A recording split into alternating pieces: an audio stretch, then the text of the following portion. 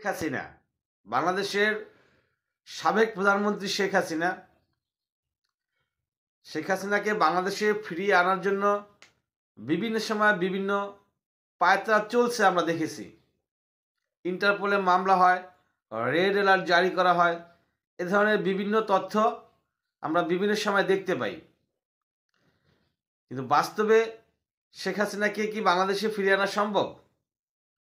এখন আবার সর্বশেষ যে ঘটনাটা ঘটলো সেটা হচ্ছে যে আইনিভাবে বাংলাদেশের পররাষ্ট্র মন্ত্রণালয় থেকে ভারতের পররাষ্ট্র মন্ত্রণালয় চিঠি পাঠানো হয়েছে শেখ হাসিনাকে ফেরত দেওয়ার জন্য। তাহলে এখন কি শেখ হাসিনাকে তারা ফেরত দিবে? এবং চিঠিটা নিশ্চিত করেছেন ভারতের পররাষ্ট্র মুখপাত্র, তিনি এটা নিশ্চিত করেছেন যে তারা ঢাকার চিঠি পেয়েছেন। তো কিসের বিনিময়ে শেখ হাসিনাকে ফেরত দিবে? বিনিময় হচ্ছে একটা চুক্তি আছে, আপনার হচ্ছে বন্দি বিনিময় চুক্তি।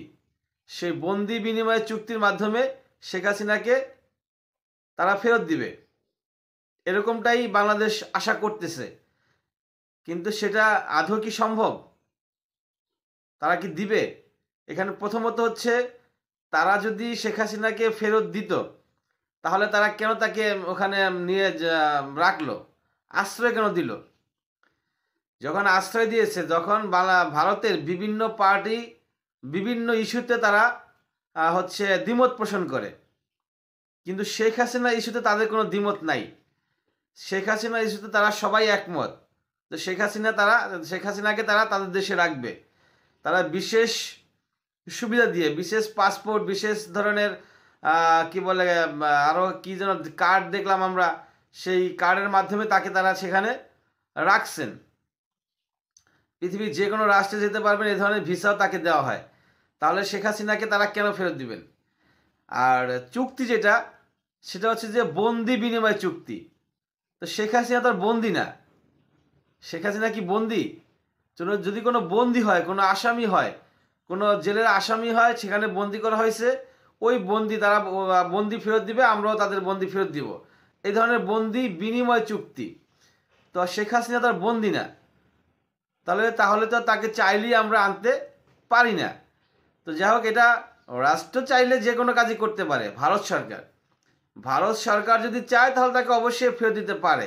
কিন্তু ভারত সরকার কি আসলে চাইবে?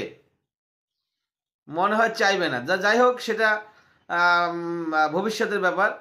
ভবিষ্যৎ নিয়ে কথা না বলাই উচিত, কারণ হচ্ছে রাজনৈতিক বিষয় ঘন্টায় ঘন্টায় পরিবর্তন হয়, রাজনৈতিক চালগুলো ঘন্টায় ঘন্টায় চেঞ্জ হয়ে যায়। অতএব ভবিষ্যতে কি ঘটবে সেটা বলা যাচ্ছে না।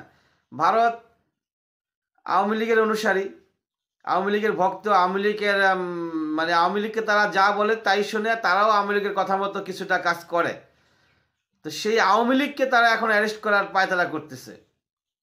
ভারতে যারা হচ্ছে অবৈধ বাংলাদেশি আছে তাদেরকে ধরপাকড় করতেছে, তাদেরকে খুঁজে বের করতেছে। শনাক্ত অলরেডি 1000-এর উপরে শনাক্ত হয়ে গেছে। তো এরা 99% হচ্ছে এরা আওয়ামী লীগ। তো তাহলে বলা যায় না আসলে কখন কি হয়।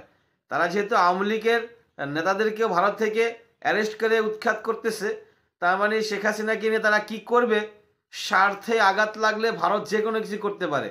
তো সেটা আমরা দেখি শেখ হাসিনাকে তারা কতক্ষণ কিভাবে আটকে রাখে।